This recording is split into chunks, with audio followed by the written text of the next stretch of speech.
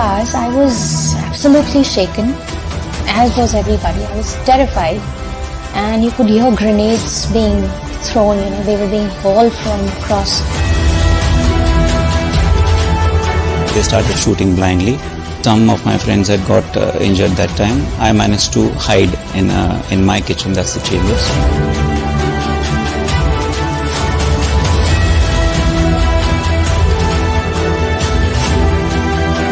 I don't think 10 years is long enough to forget, if one was ever able to forget this dark moment in the history.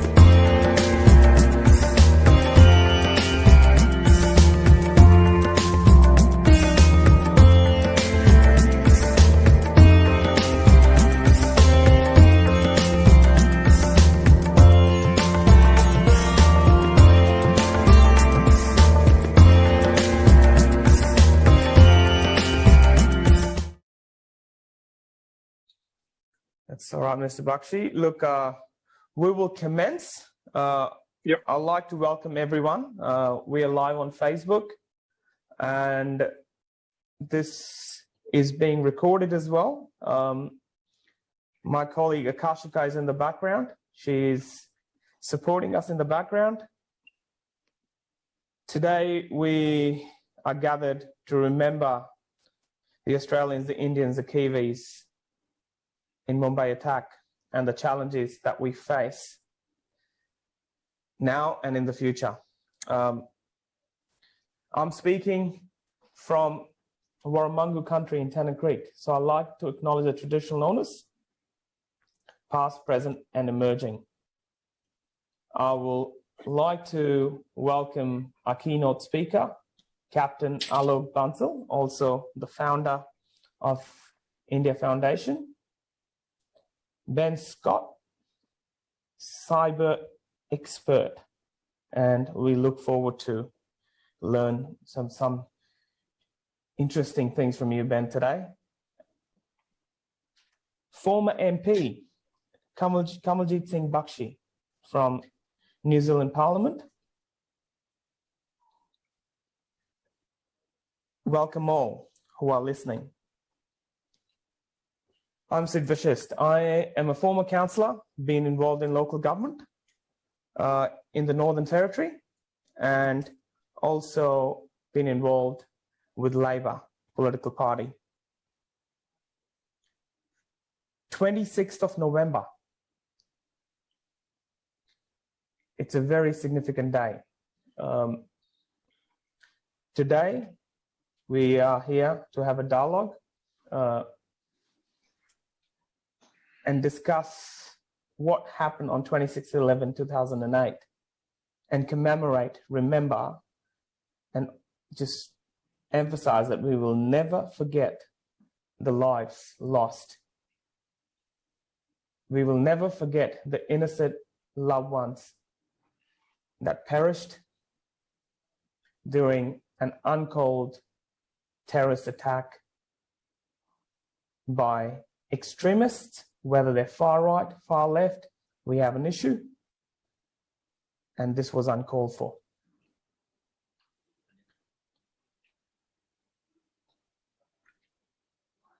There were over 170 lives lost. It was a series of coordinated events. These attacks, the shooting, the bombings that occurred in Mumbai, in Maharashtra, in those 4 days. We still talk about it. It tormented the lives of many people all around the globe. Australians, New Zealand, Indians, everywhere. I would like to introduce our keynote speaker, Captain Alok Bansal, as I said, the director for India Foundation. Alok Bansal is the Executive Director of South Asian Institute of Strategic Affairs. He has been the Executive Director of the National Maritime Foundation and has worked with the Institute of Defense and Studies and Analysis and Center for Land Warfare Studies earlier. He has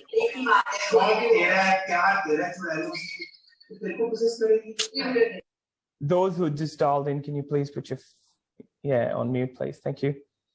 He has authored a book titled Balochistan in Turmoil, Pakistan at Crossroads in 2009, and has co-edited several other books. Alokji, welcome. Thank you very much, sir. We will like you to introduce yourself and just take this further, take the discussion further. Okay, thank you. I must thank Sid and Akashika for inviting me and giving this opportunity. Today is an extremely somber moment. 13 years ago, one of the worst terrorist attacks in South Asia was perpetrated. Now, what is significant is that this terrorist attack was a terrorist attack by any stretch of imagination, any definition. But the victims, their families are still awaiting complete justice because the masterminds of this terrorist attack continue to roam free across the borders, often supported by state machineries. As was brought out, this was an attack where the terrorists targeted innocent men, women, and children without any discrimination. Their targets did not have any particular religion, particular faith, particular caste, particular economic status, particular political ideologies. They just went on to a railway station shooting indiscriminately. They went inside hotels killing people, cutting across national identities. They were killing people who were citizens of different countries. Regrettably, 2 Australian citizens also lost their lives. 2 others were injured. So what is important is what has been said time and again, that terrorism has no nationalism, terrorism has no ideology. Terrorism harms everyone. But what is unfortunate in this particular case is, as I said, 13 years have elapsed. 10 dreaded terrorists of Jamaat-e-Islami, which were trained by a state agency way up north in Muzaffarabad and given extensive training of operating at sea in Mangala Dam, were launched into the commercial hub of India by the connivance of a state agency and terror outfits. Unfortunately, despite giving adequate details, proofs, complete justice has not yet been done. Now, in this particular case, as you all know, 10 terrorists came to Bombay and they split into 5 different teams of 2 terrorists each, and they kept indiscriminately targeting targets which had large chunk of population. They went into a railway station, indiscriminately firing at hapless passengers from AK-47s. They went into Taj Hotel, which is one of the iconic hotels and one of the oldest 5-star hotels in Mumbai, and they killed not only Indian citizens but foreign citizens. They were looking and trying to target foreign citizens more, especially the U.S. citizens, to gain greater international traction. They went into another hotel. They went into cafes. They planted bombs into the taxis, into the buses, killing hapless citizenry of the city, barring one particular target, which was the Shabbat house, which was actually the house occupied by Jewish citizens Jews coming from Israel and other parts of the world to India, and where they were staying. None of the other targets could be identified that the purpose of killing hapless citizens was to identify them along caste, creed, religion, or nationality. The victims were Hindus, Muslims, Christians, Sikhs, Jains, Buddhists, Jews, all faiths. So what was the aim of these terrorists? And this we need to understand, that these terrorists were sponsored by an outfit called Lashkar-e-Toiba, which was, now with all available evidence that has been there, it was trained by Pakistan's state agencies, the ISI, which trained them in Muzaffarabad, which is the capital of Pakistan-occupied Jammu and Kashmir, where they have set up an administrative structure. They were subsequently taken to Mangala Dam and trained. And as the terror incident happened, we could monitor continuous chatter of communication coming from Karachi, guiding the terrorists as to how they must fight, how they must not go to sleep, how they must keep themselves awake, who all they should target, where all they should go to target people. But despite all these communications, the Pakistan kept refusing that these terrorists belong to them. But for the fortuitous fact that one of the terrorists was captured alive, and his interrogation revealed the whole game plan of the terrorists, this ghastly incident would have been denied by the powers that have been perpetrating it. Subsequently, of course, Pakistan's former Prime Minister Nawaz Sharif has accepted it, that yes, the agencies were involved in this sort of a terror attack. But what is sad is that the international community has not been able to bring in that sort of a pressure on Pakistan, despite having killed citizens of so many countries, that they should take immediate drastic actions against the masterminds of this particular incident. And this actually brings me to a very, very important factor, because there is again a tendency on the part of international community to condone acts of terrorism. Because now today we have a state where half the cabinet comprises of ministers who are globally designated terrorists. You've seen what happened in Kabul on 15th August 2021. But the international community still feels, yes, we can do business with them. The fact is that these Frankenstein's monsters will come someday to bite the globe. And I think we need to be aware of what is happening. And I think the international community needs to take cognizance of these facts, because these so-called terrorists are ideologically committed, and they are willing to kill or eliminate anyone who they feel is a hindrance on to the path of their ideological commitment or what they intend to do.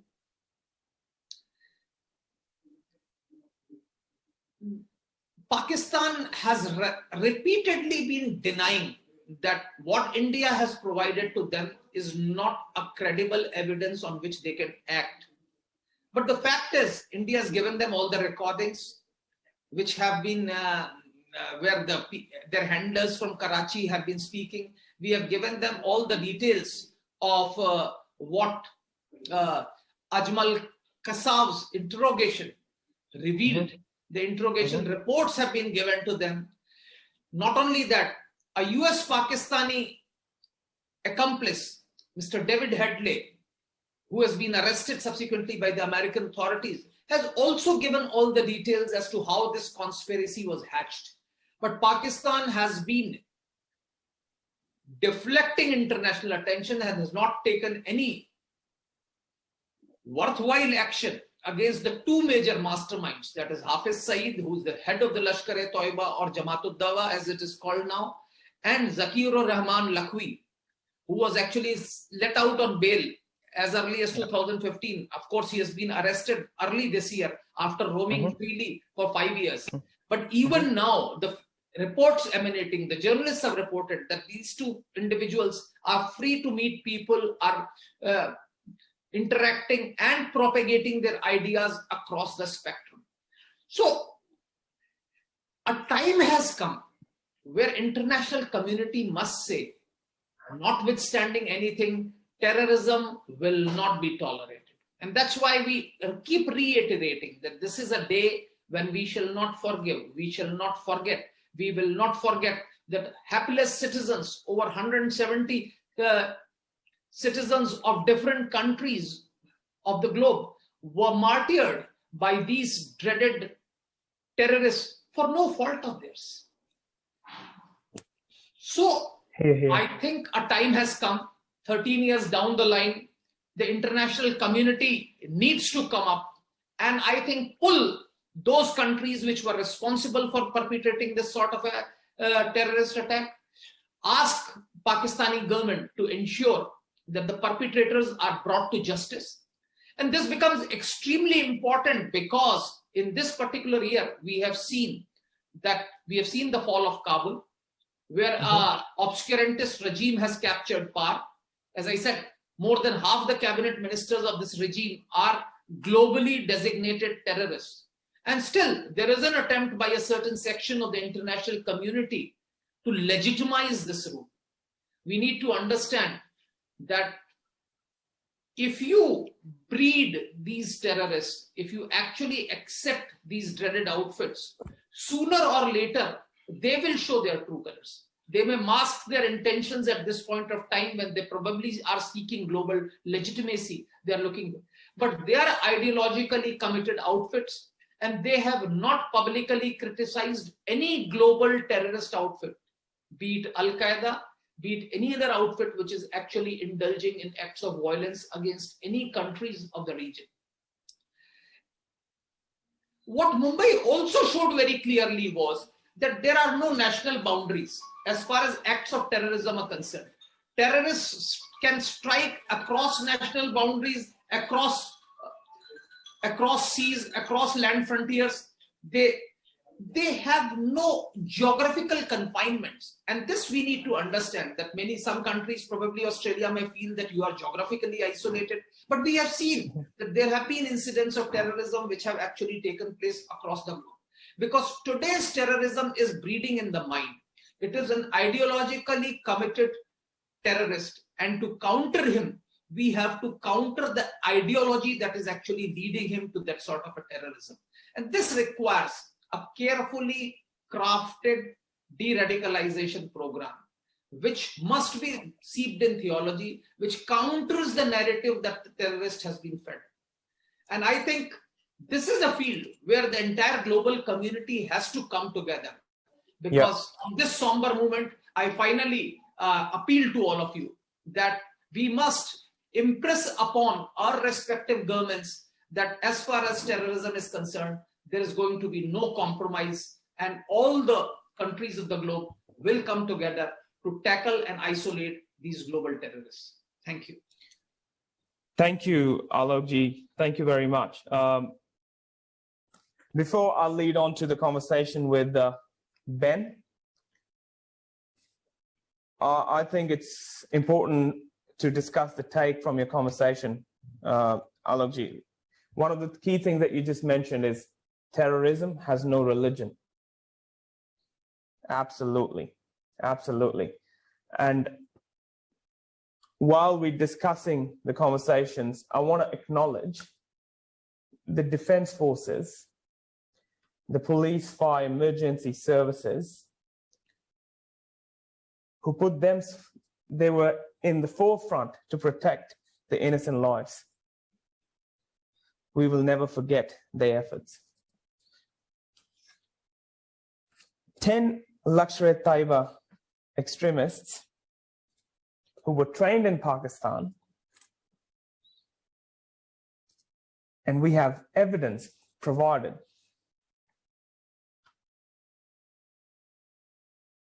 but we still haven't been able to catch the masterminds. International pressure, a holistic approach where we work together to call out and not sit on a fence and say it is not okay.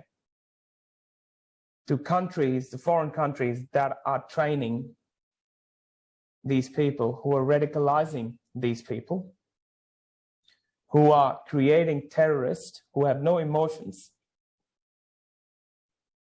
and they have no sense of what they're doing, the harm they're causing to the lives of people we lost, the family members and friends who still live and remember the day, and what has happened from then on. We collectively, and the recommendation, Mr. Alok, around having a de-radicalization program, working on a program that actually stops people using the dark web, recruiting young lives from different countries, radicalizing them, making them think they're warriors. So, Ben, this is a perfect way to introduce you. You are the cyber expert on this panel. The discussions have led to what happened on the day.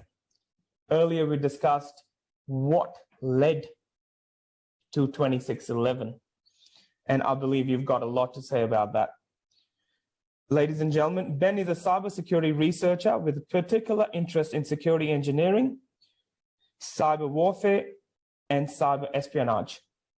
His research is funded by the Australian government through the Cybersecurity Cooperative Research Centre. In 2020, Ben Scott was fellow at MANRS. It's a tongue twister, isn't it, Ben? MANRS fellows are emerging leaders who believe that routing security is essential and are ready to contribute to its improvement in one of the three categories: training, research, and policy. So, Ben, before I give the microphone to you, the key take, the solution put forward by Alok was de-radicalization programs. I'll leave the microphone to you. There's a number of things that Captain Bansalji mentioned that are very important. Firstly, I'd like to pay respects on this day. It is a somber day. Indeed, it's a somber week. I think about it as a week because I think about it as days leading up to the event as well. There's some terms that I'll just, indeed I'll repeat them because Captain Bansal spoke very well and delivered these terms very well. No borders, no boundaries, no geographical confines. Now, those are terms that we use to describe terrorism. You know what those terms can also describe? The internet, technology. Those exact terms describe technology extremely well. No boundaries, no borders, no geographical confinement. I guess I come from a world and research a world that can be quite scary at times. That's because I come from a world where it is your world, in that everything is now a computer. And because of that reason, everything now is a potential weapon. Technology can be used for disastrous outcomes. And no more is this an example than what happened in Mumbai. Indeed, to quote the U.S. Committee on Homeland Security, some 12 months after this event, to quote that hearing in that committee, we are reminded that low-tech attacks can achieve strategic goals and be dramatically enhanced by technology enablers. Indeed, one of the chief architects, one of the chief planners of this operation, this terrorism operation, one Zara Shah, was a computer expert, an IT expert. Indeed, you will struggle to find a terrorist organization on this planet that isn't full of computer experts. Now, that isn't because computer experts are, as a profession, drawn towards terrorism. It's because the terrorist organizations most certainly have realized how effective technology can be to wreak havoc on the planet. So where everything is a computer, your phone was once a phone. It's not a phone anymore. It's a computer that sometimes makes calls. How many phone calls do you actually make on your phone anymore? Your car used to be a car that you drove from A to B. It's a computer now that you sometimes drive. How many things in your house could we describe to be that way? Fridge used to keep something cold. It's now a computer, right? So technology can be weaponized, and indeed it was in Mumbai. It can be weaponized to promote hate. It can be weaponized to indoctrinate. And indeed it has been used in those ways. In terms of Mumbai, most certainly. Paris to follow. Before Mumbai and after Mumbai, this has been the case. And as I say, you will struggle to find a terrorist organization that isn't completely full of computer experts for a reason. Lashkar Taiba was no different. Zarar Shah was no different. As an architect, and as the US hearing on the matter quoted, even the use of infantry-like weaponry, IEDs, rifles, and so forth, was supported by, of course, satellite phones, GPS, and so forth. Indeed, Shah's own internet activity, the searching of Jewish hostels in Mumbai, the searching of 5-star, 4-star hotels as part of his internet traffic in Mumbai. All of these things that intelligence agencies, not just in India, and I know that Shiv Menon did acknowledge this at the time, but also the Brits and the US and the Five Eyes acknowledged this as well. Plenty of this was missed. So we have technology sometimes not being used well. We have technology being misused, and we certainly have technology being weaponized. And in the case of Mumbai, it was.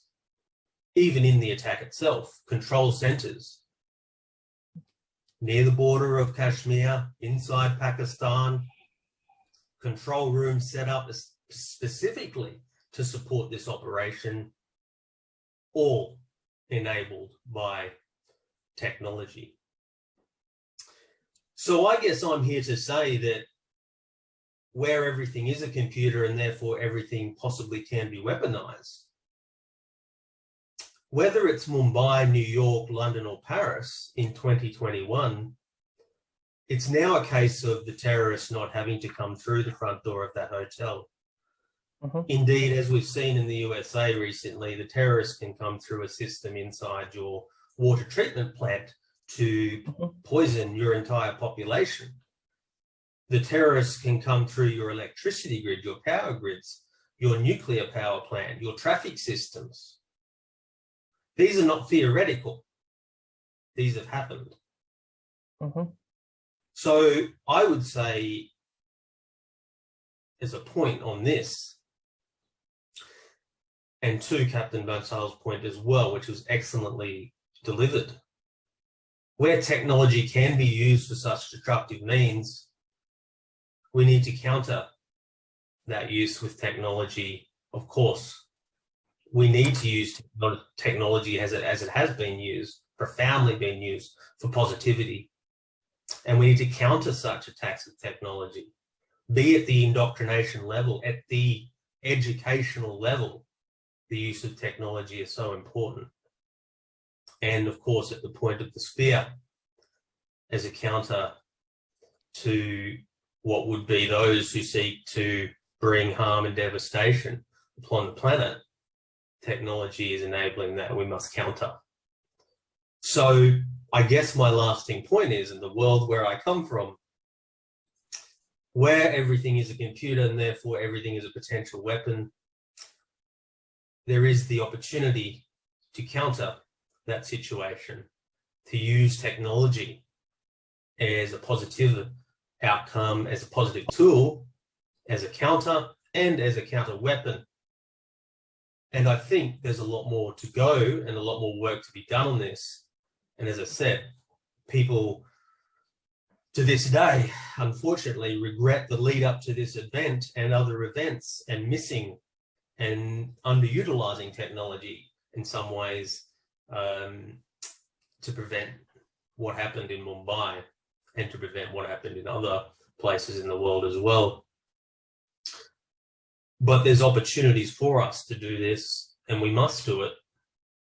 It's not an option for us to not see this again, for us to not experience this again. And of course, the real risk is Lashkar doesn't have to get on a boat and leave Pakistan to wreak havoc anymore. Yep. And that, to me, represents the pointy end of what we need to address, and very rapidly.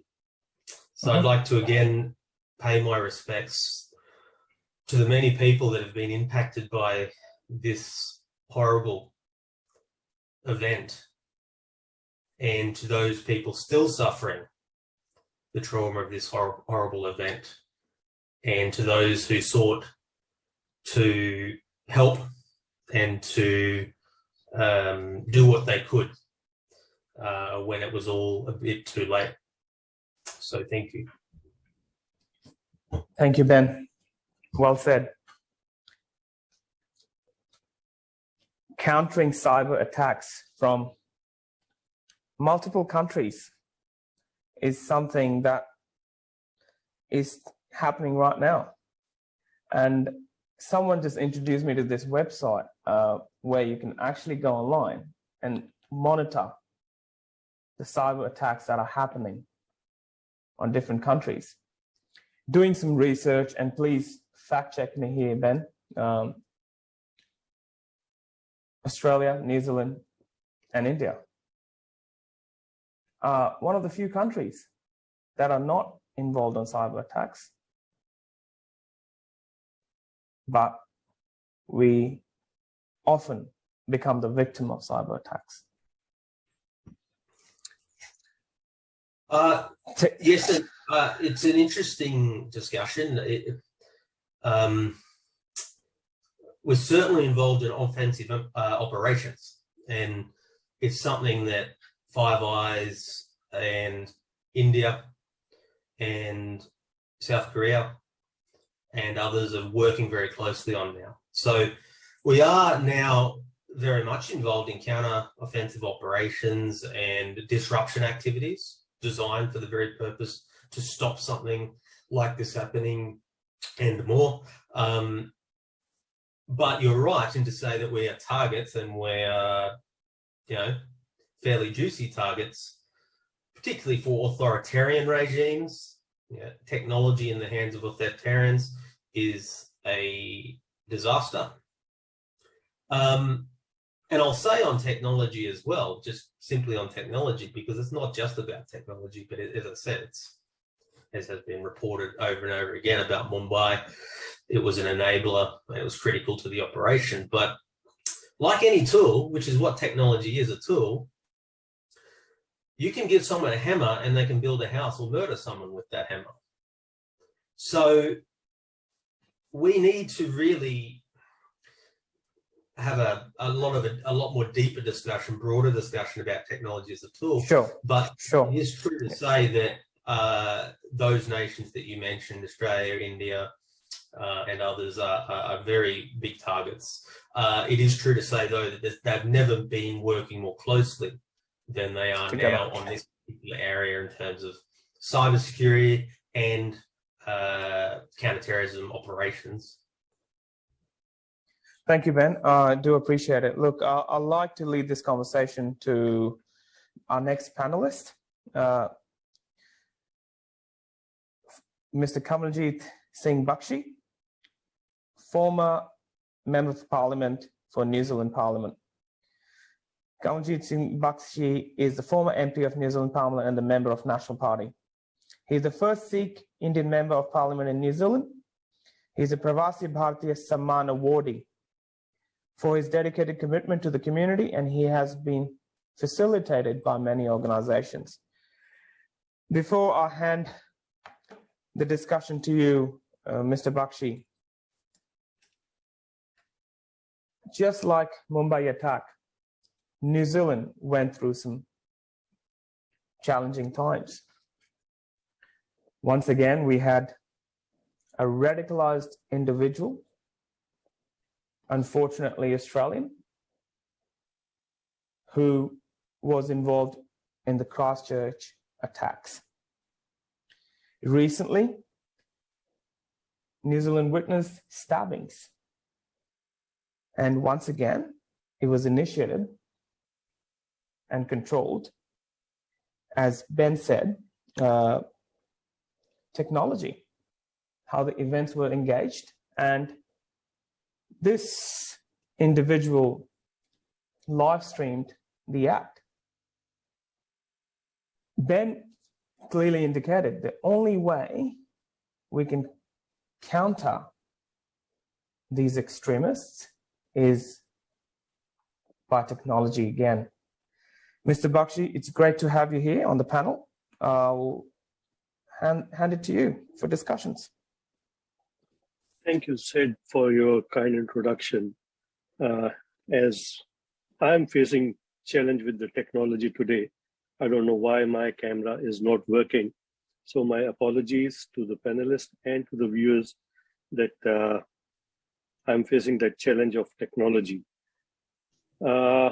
I would like to acknowledge Mr. Bansal, Ben, for your very insight speeches. What you have discussed in your speeches make a lot of sense.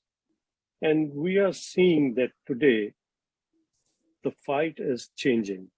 The terrorist attacks are coming through the cyber attacks rather than the physical attacks. Let's pay tribute to those who lost their lives during the Mumbai attack. And I was part of the delegation which went to pay the tribute at Taj Hotel later on with our minister for those who lost their lives and all the damages which happened during that time. And it was very somber and emotional moment to talk to the staff of the hotel.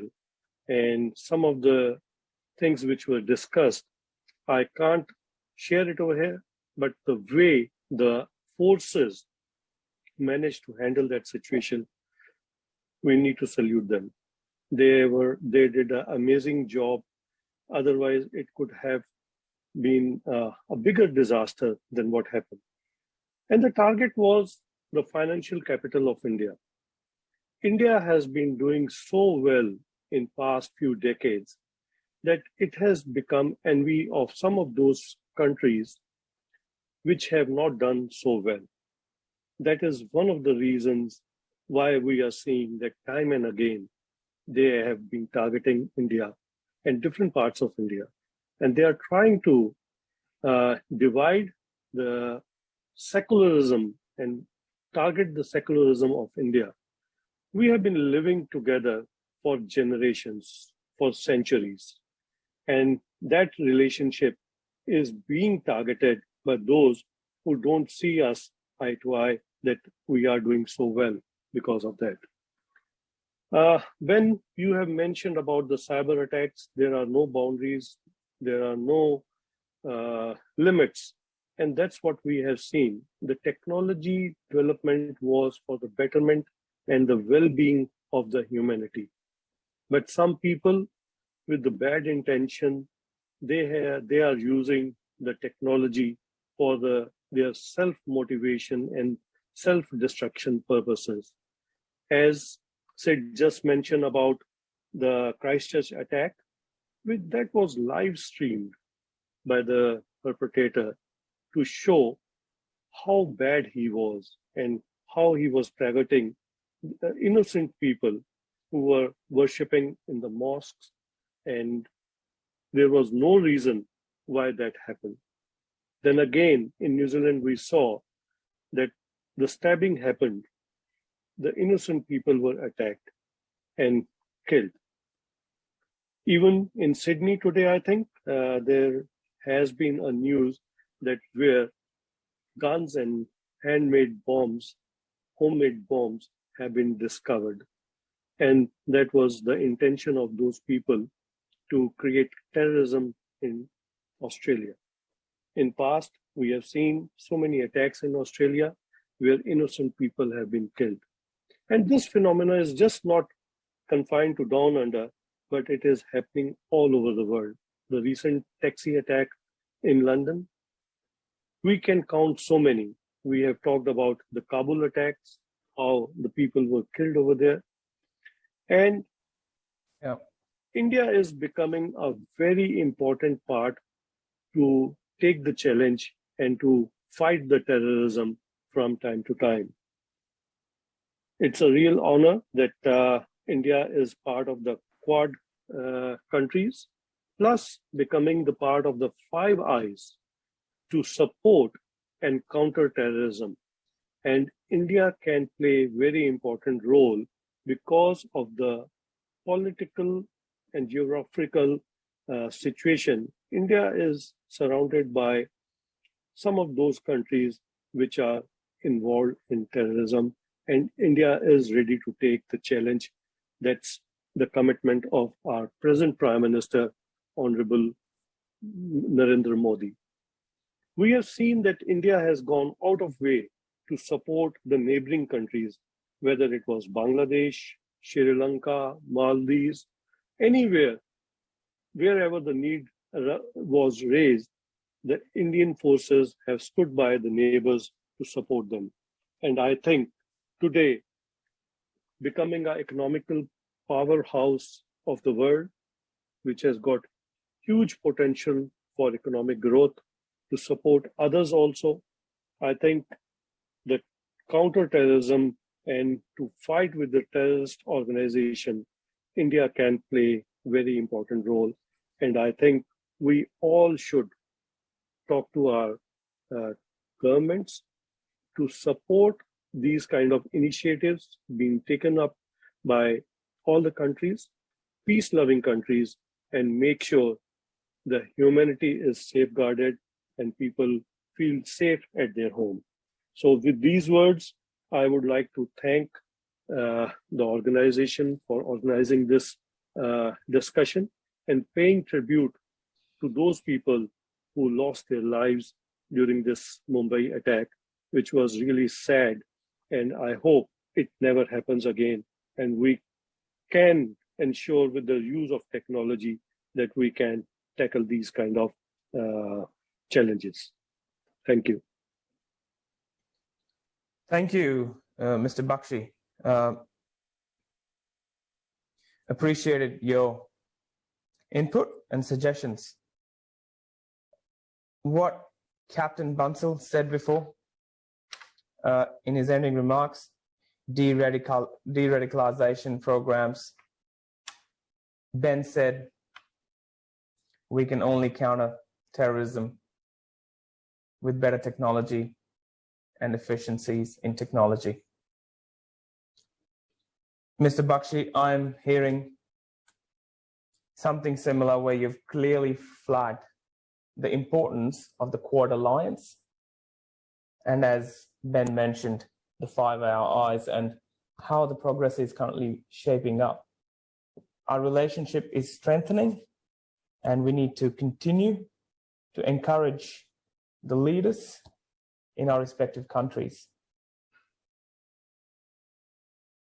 in empowering the decision-making processes that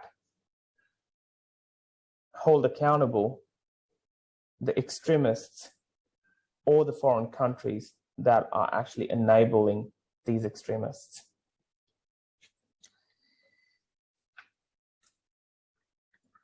Once again, I'd like to take this opportunity to provide my tribute to those who passed away in the Mumbai attacks and extremist attacks throughout the globe. There's significant trauma that comes with such uncalled for, shameful, cowardly attacks by people who don't even understand the consequences.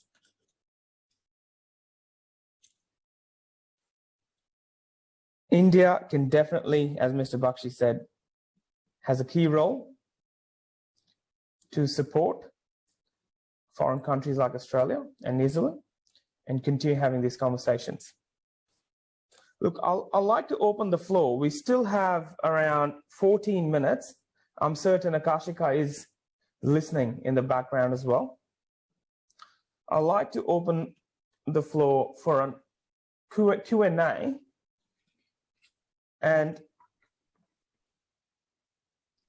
sorry to put you on the spot, Captain Bansal.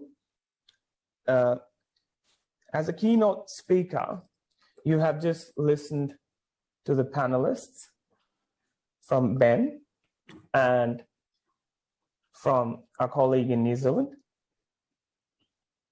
Is there a question that you would like to ask the panel? Me? I just wanted to highlight what Ben said, that technology is a very, very important tool. And I think cyber world is very, very important because cyber world has no boundaries. What I said was that this terrorism has acquired a global reach because of technology to a very great extent. And cyber world is also the domain where recruitments are going on. This is where the narrative is being spread. Because as I said, please understand, no terrorist goes and blows himself away for nothing. He has an agenda. He has been brainwashed into believing that what he is doing is the right way. And this brainwashing can only happen when a narrative is circulated. Now that narrative is circulated on the cyber world, and that's where the cyber world's importance comes from. Please understand, when Islamic State captured Mosul, there was actually a flood of people across the globe going away to join these outfits. Most of them had never even been to that part of the world, but it was their narrative which actually drove them. And that's why I said that it is very, very important that this battle has to be fought in the brains. It cannot be fought by bombs and bullets alone. And for fighting it in brain, you need to understand the narrative which the terrorists are churning out. And that narrative would need to be countered. So my question to Ben is only this, that as far as cyber world is concerned, are you monitoring this sort of a propaganda that is emanating? Because dark web and other places where this sort of a recruitment and indoctrination is taking place continuously. We should know that, because for a counter narrative to be effective, we ought to know what the narrative is and what is narrative based on, because counter narrative will only be effective if it is also seeped in theology, because the narrative which the terrorists are churning out is based on theology at this point of time. I'm talking about the jihadi terrorism, which is actually now the predominant threat from Islamic State, Al-Qaeda and its affiliates. Now this particular terrorism, the narrative is seeped into theology. So if you have to counter it, the counter narrative also has to be seeped into theology. And that's where I think it's very important that we should monitor what is the narrative, what is the level of indoctrination that's going on in the cyber world. Let me remind, thank you, Mr. Bansal, and let me remind our guests that if you do have questions, you can filter it through Akashika as well, and I can take it to the panel. Ben, I do understand certain confidentialities that come with some discussions, and we are live streaming this as well. So if you're comfortable with sharing your thoughts about the question, please do so. Look, I'm a university academic these days, so I'll talk from really what is a worldwide problem anyway. So let's start from there. And Captain Bansalji, very well, in a very, very, very succinct fashion, and delivered it very well, summed up what is the weaponization of information. And Captain Bansal, you're completely correct in that we have no hope of countering a weapon we do not monitor and analyze appropriately, right? Now, that weapon could be a nuclear weapon, that weapon could be something advanced flying through the sky, that weapon could be weaponized information, the narrative you speak of.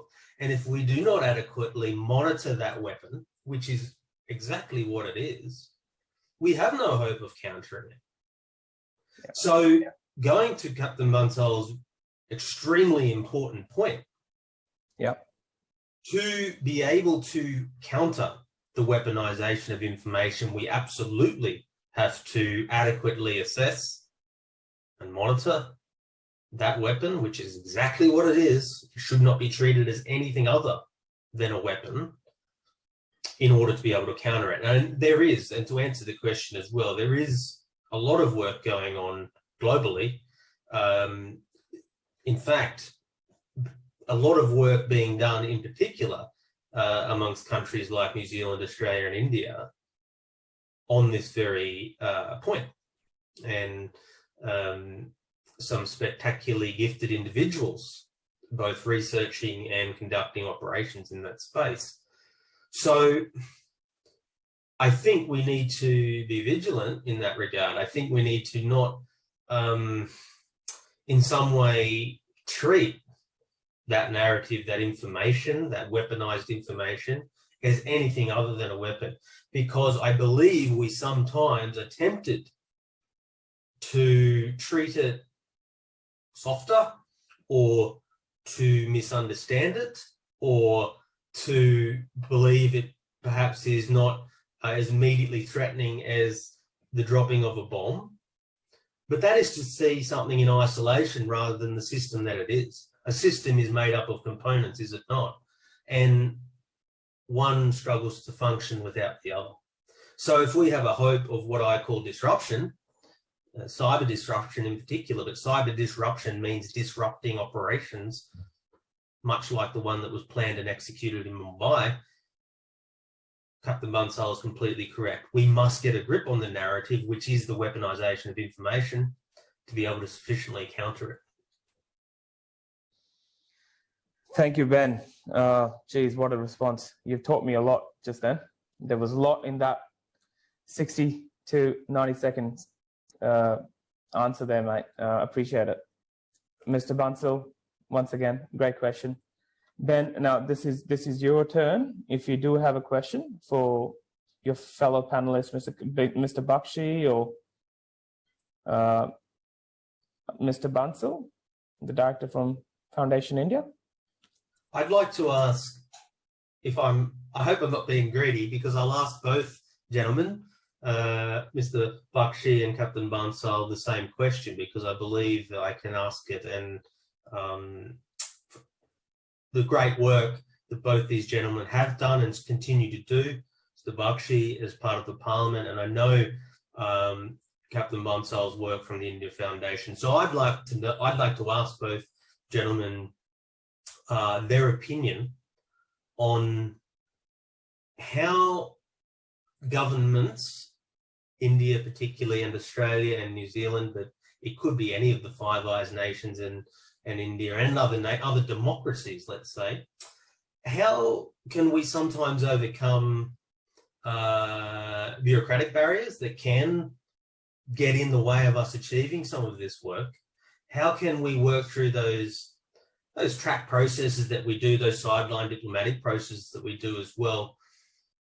But how can we get to this, probably this pointy end of greater threat sharing, data sharing at times, where I find perhaps we're running into some barriers at times, and naturally enough that governments would be somewhat hesitant at that point. But I guess I'd like to ask probably a tricky question of both gentlemen, is how sometimes we might be able to, via those bureaucratic channels that I know both these gentlemen are expert in, how we might overcome some of those barriers at times.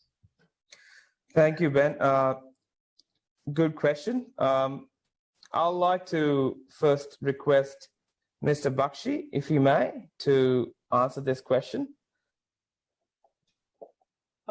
Thank you, Ben, for the question. And I think overall, if we see the scenario, we all have suffered at some stage from these terrorist attacks. And we are very much hurt by someone and who never wanted to be intended for that. Now the thing is, because we all are hurt, we want to bring solution on the table, and the political will, I have seen, whether it is Australia, whether it is New Zealand or India, the political will is there.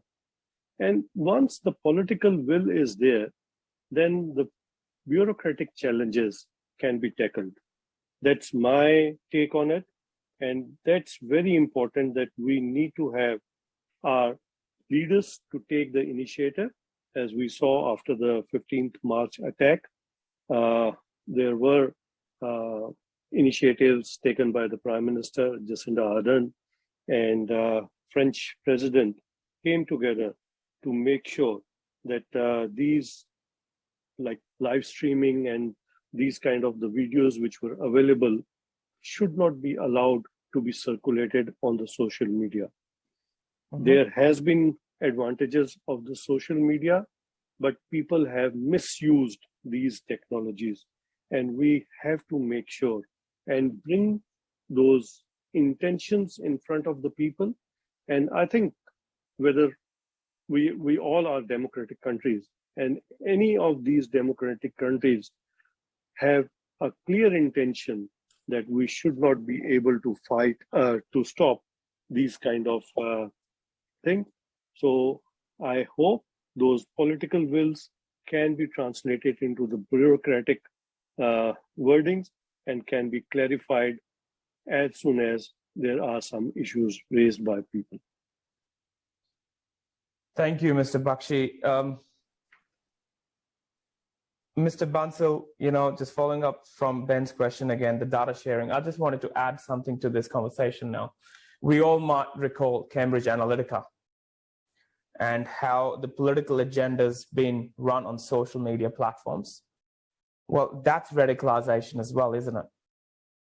And how we're feeding the data to certain cohort of people. And there's platforms, without naming platforms, where people have had access, they've live streamed certain things that shouldn't have been live streamed. And how can different countries have that data sharing, have that control over these social media platforms? See, political issues are far more complex, and we can keep debating, and in fact, I think create a problem. But I think, as I said, issues of terrorism are where there is a consensus. And as Mr. Bakshi says, once we have the political will, the bureaucratic impediment can be overcome. Bureaucracies, by their inherent natures, create impediment, because bureaucracies have been structured in a way to check, to prevent. So the smooth flow of information invariably gets obstructed. One positive way which I have found is that seeing is believing. So when you meet more often, you have a level of confidence which does not come otherwise. One can say we can meet over Zoom on a virtual platform, but a physical meeting, of course, contributes to a very great extent. If the people who are involved in this data sharing actually meet very frequently, you will find that the information will transfer faster. There is also a need to create a public awareness as far as the need for this data sharing and the gravity of the terrorism and the manifestation of these acts of terrorism are concerned, so that even the public pressure, there is no public opposition to that sort of sharing. Because very often what happens is, when you start delving into the political field, the public opinion and the common masses opinion also can be an impediment and can support the bureaucratic firewall that often comes as far as transferring of data is concerned. So to my mind, we should have more frequent meetings when you are actually looking at sharing of data. The second thing is, we need to be on the same page as far as what could lead to terrorism is concerned. And that's where I said, you might find that some narrative is being propagated on cyber world, which at first glance would look naive and absolutely simple. But a deeper introspection will show that probably it has a very, very serious hidden agenda of radicalizing the population. Because please understand, fundamentalism is prelude to radicalization and often leads to terrorism. So Well we said. need to be very, very careful as to what is being propagated on the cyber media, and whatever information that we gather, if it's a hard intelligence, it needs to be shared with those who can take a corrective action much before you follow the bureaucratic rigmarole and going through chains of communications, which will take, you can know, any amount of time, because bureaucracies, when they want to delay a thing, can really be very good at it. That's Thank you, Mr. Bansal. Look, we're looking good for time. I think we've just got a bit more extension provided to us by the support in the back. I have a question here. How can this forum together be a force of good for the future? Wide Global Media and Advisory would like to not only continue the dialogue, but be a part of an evolution. This is a dialogue that's been created, and I must thank Akashika, who unfortunately couldn't be part of the panel today. This is a platform that is providing us the dialogue, the opportunity. How can we be part of a system reform that could contribute to solutions?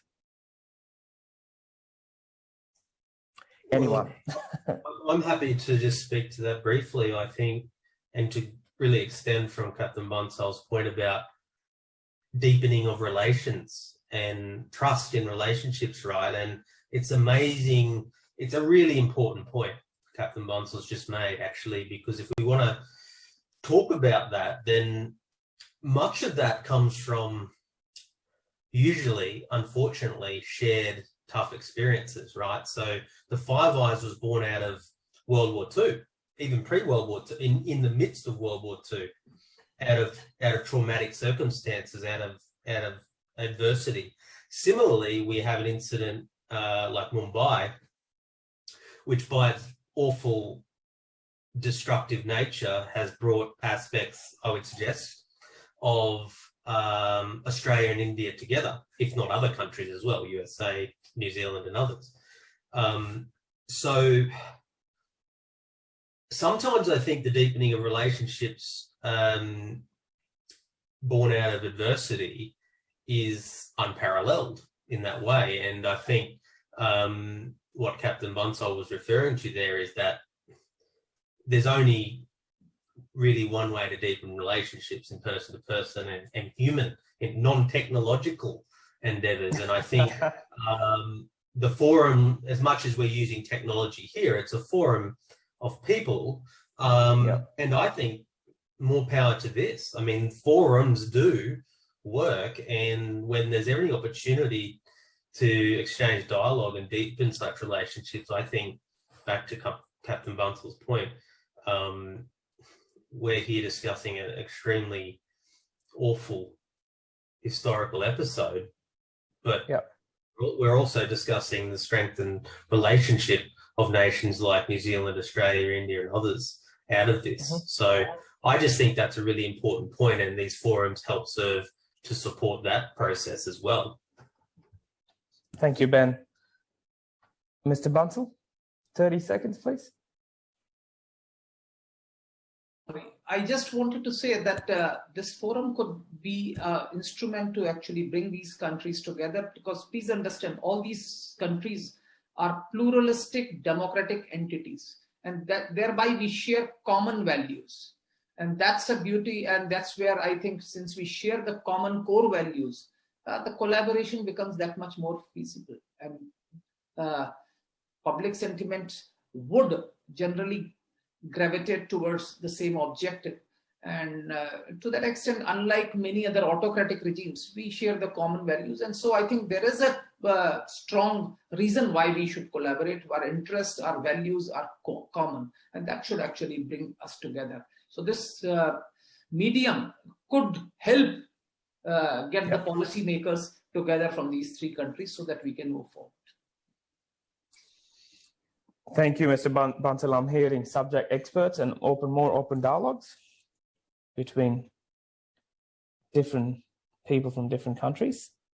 And I must acknowledge the significant work that Australia has done and India currently doing with the High Commission's Office, the Consul General Office, and the DFAT, the partnerships happening where we have new consulate general office that's opened recently in India, and these conversations from DFAT, from a higher level, the bureaucracy is listening.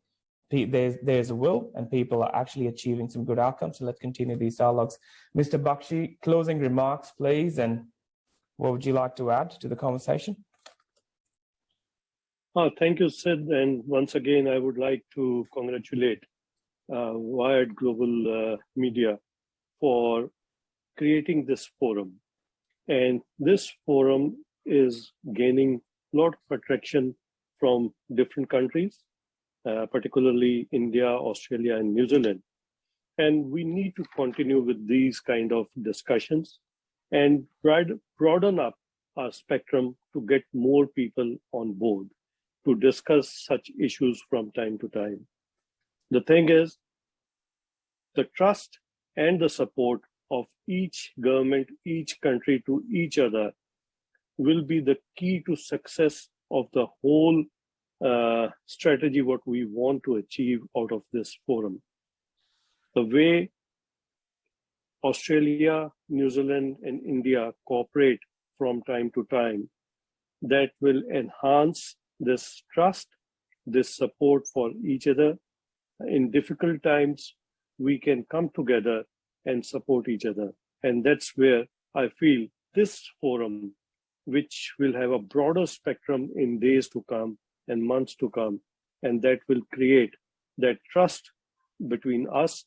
And I hope that we all will work together to achieve the targets what we have in our minds.